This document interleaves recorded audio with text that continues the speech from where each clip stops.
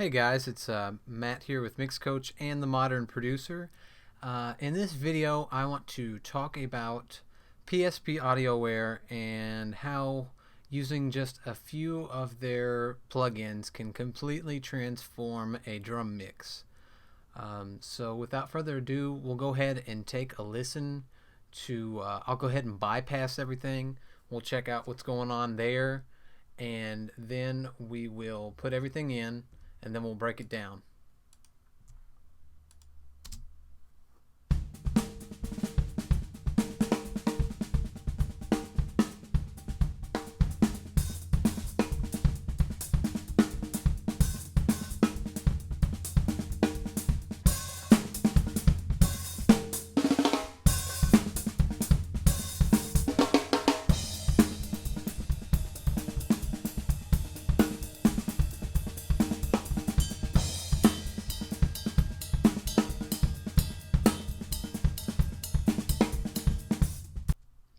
As you can hear, they're recorded very well. These are drums played by Omar Hakim from the Loop Loft. It's a groove I put together just for this demonstration, just because I felt like it's a good, tight, solid groove, and it was recorded well. And even though they sound great, I want to show you just what these plugins can do for you with just very minimal settings, and just take a listen for yourself, and we'll check out what we did afterwards here.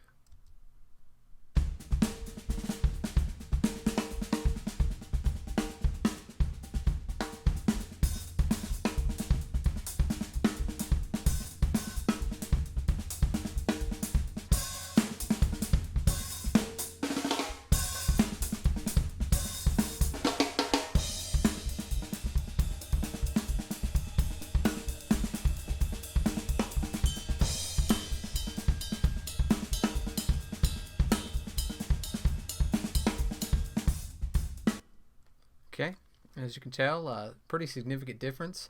And if you couldn't, I'll go ahead and loop the chorus here, and I'll bring everything in and out as it plays a couple times.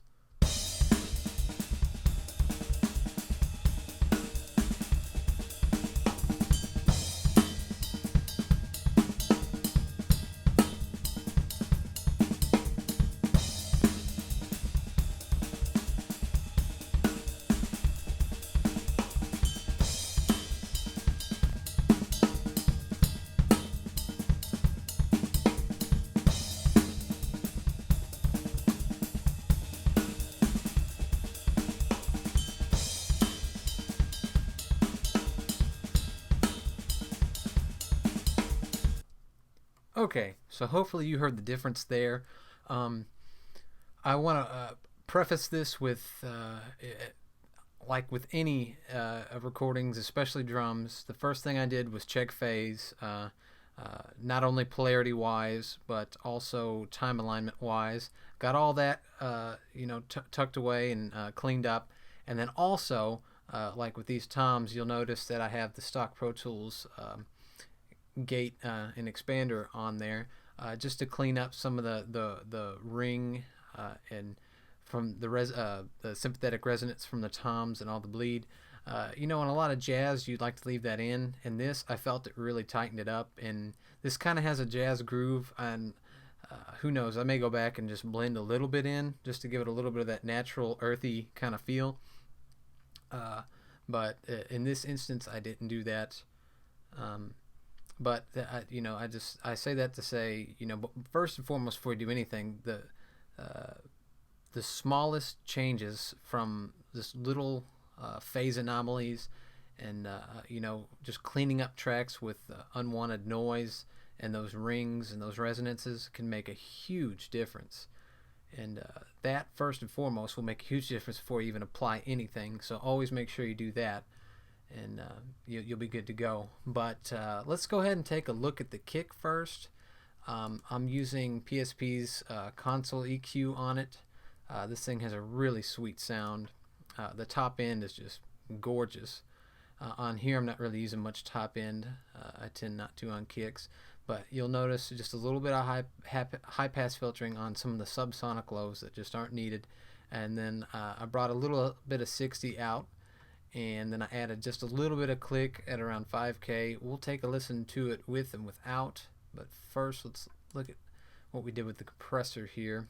This is the micro compressor, and it's got a real tight, punchy sound, very much like to me, very much like a DBX 160, which I love on drums.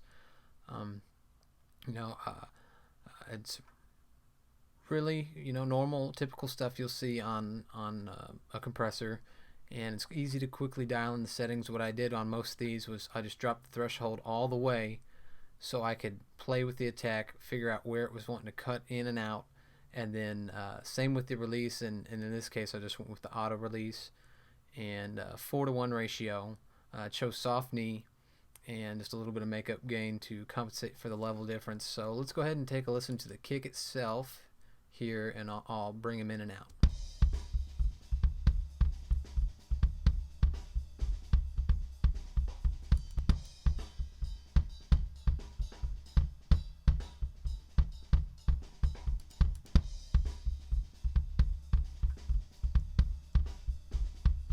You can hear it just gets tighter, rounder, fuller with the EQ and the compressor. And another great thing I love about the PSP stuff on their EQs is they have a saturation modeling on the output that I'm going to assume, to me it sounds like transformer saturation. I'm not 100% positive, but I just love what it does. And, I'll pretty much run that on all of them. And I have put it on a spectrum analyzer and ran a test tone through it. You can see harmonic distortion when you have it enabled, so it's definitely coloring the sound. Let's take a listen to the snare now. Running the same EQ and compressor, just a little bit different settings. Added a little bit of this. You'll hear this sweet top end. This thing, the high shelf on this is fantastic. I'll play with it so you can hear it.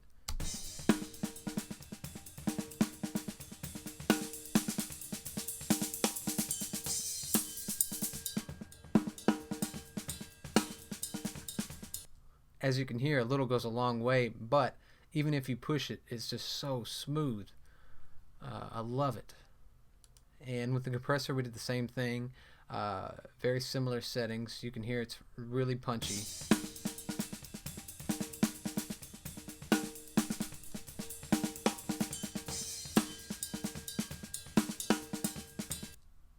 Really tight, clean sound. I like it.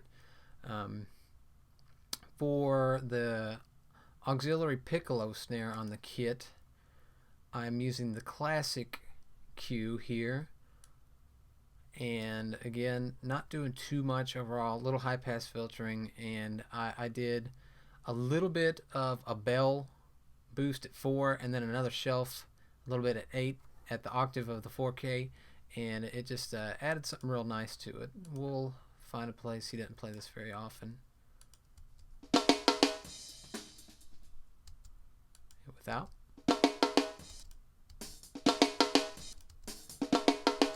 You can hear it just open up on the top, but not in a tinny way. Again, just very smooth. The EQ curves are modeled very well, very smooth. And I love less is more. And when you're just needing a little bit of something, and that's all it takes is a little bit, you got something good. And that's the case with this. On the hi-hat, we're just using another console EQ. I'm filtering out a lot to get the kick and snare bleed out, and that's really all I'm doing to it.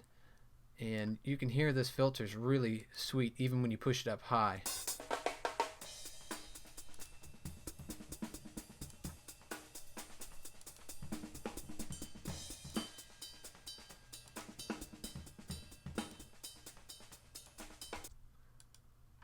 Very smooth filter.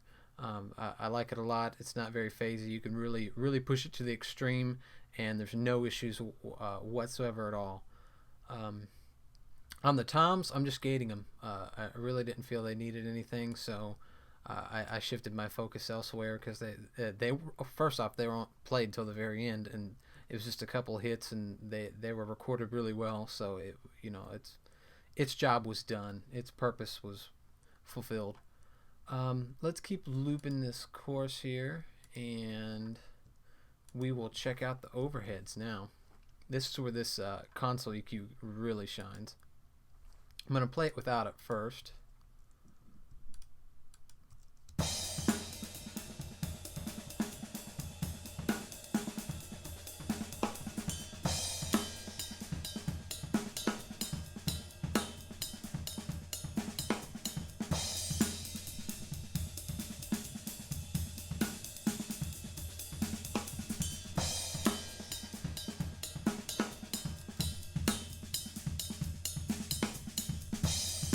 You can just hear how round and how full it got, and a sweet top end with that shelf.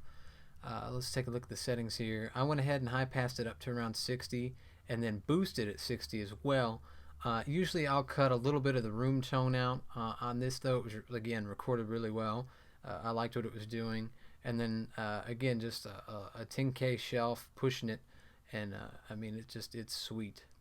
And you'll notice, I'm using, they modeled the resonant shelf very Pultec like, where you get a nice little peak dip there, and it just does the job. I really like it.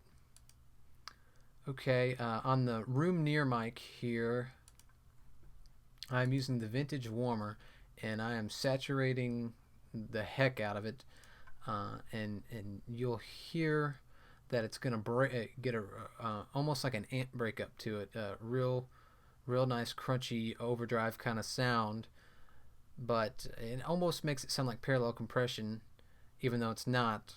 And even though it does have an option on here where you can blend it in again, which I love, this thing's full of features. The fat button is really great on stuff that sounds thin, but in this case I'm just driving it really hard, and I cut 100 hertz out a little bit, and from around 5K I pulled some out, so when you're really driving it hard, the low doesn't get really woolly on you, and the highs from the cymbals don't wash out the mix. It's great that they have the EQ integrated to do that, so I don't have to open up another instance and mess with that. It's just a one-stop shop. I pulled up a preset and I tweaked it, and let's take a listen here.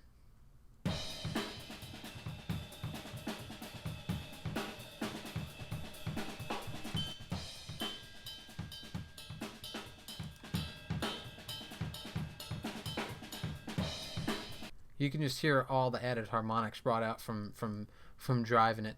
I am gain compensating. It is still a little bit of a volume difference, but I've pulled it all the way out, and it's just from, there's such a rich harmonic increase. It's where you're getting that little bit of volume bump still.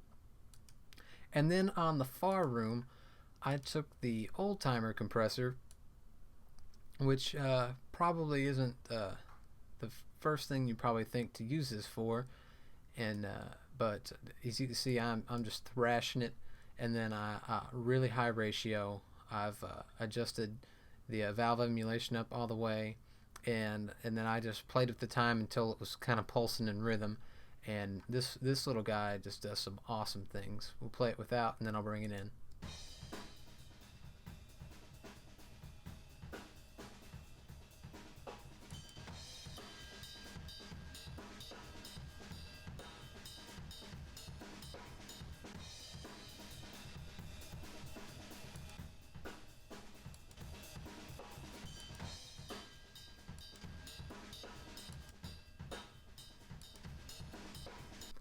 And when you blend those two mics in, they both sound like parallel compressed drum kits. And you blend those in, you really don't have to run parallel compression. It adds a depth and a certain element to the mix. When you take it away, you really miss it. In fact, we'll go ahead and play it again. And what I'll do is I will mute the room near and room far, bring them both in and out as I play it, and just there's some intangibles there that just go away.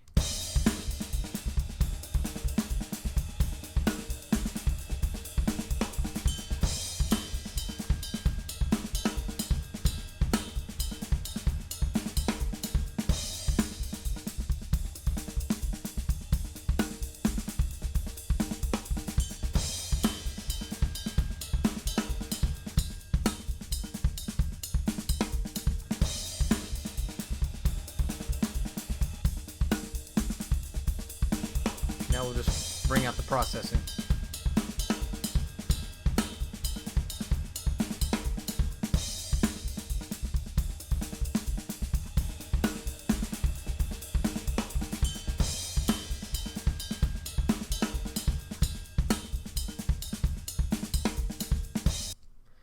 As you can hear, it just brings a lot of depth and space and liveliness to the kit all around, and it just adds something to it that's just wonderful. And for the last tweak here on the drum bus, I'm using the bus presser, which is an SSL master bus emulation with some extra features on it as well. In this case, I'm running a pretty typical setup here. Their infamous auto release with about a 30 millisecond attack, so we're still getting a lot of punch squeezing through. Just a light 2-to-1 ratio, and just excellent job emulating the SSL compressor. I've gotten to use a real one several times, and it has a wonderful sound, very, very close to it. And with the extra features like the sidechain high pass and some extra release times and different attack times, it's really pretty cool. And again, you can parallel process this straight from the plug-in, which is just a wonderful benefit in my opinion. So let's take a listen to it again, and I will bypass this in and out.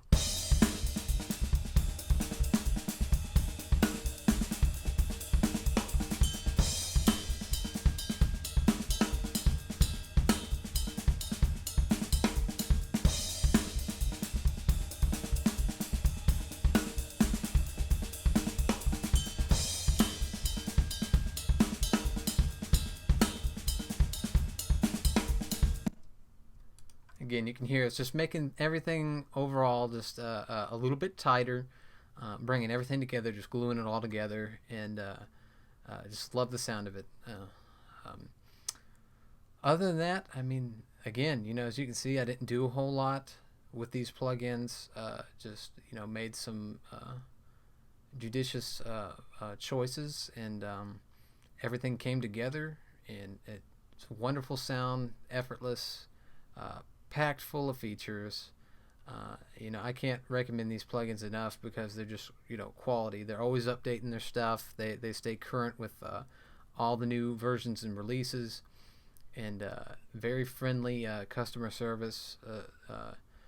I've had great dealings with them, and I can't say enough about them. There's going to be more of these videos to come. Well, hopefully we'll do a band section, and then choose some of my favorite processors from them for vocal chains. Hopefully we'll be doing a lot more stuff to show you just what you can do with these plugins with minimal effort. That's the big thing. I love the fact that you can do it with minimal effort. It's not a bunch of weird interfaces that are hard to learn. You pull it up, you know what you're looking for, you get great results really fast, and that's what I like when I have to mix in the box. That's the way I like it to be, just to be able to grab something, go get a great sound. And to this day, I haven't used a PSP product that doesn't do that. So if you haven't tried any of them out, go check out their 14-day demos on on their EQs and compressors. They have delays, reverbs, just a lot of really good stuff. And go check them out at pspaudioware.com. And until next time, guys, I hope you enjoyed this. Hope it helps you in your mixing endeavors. And go check them out, and we'll catch you later.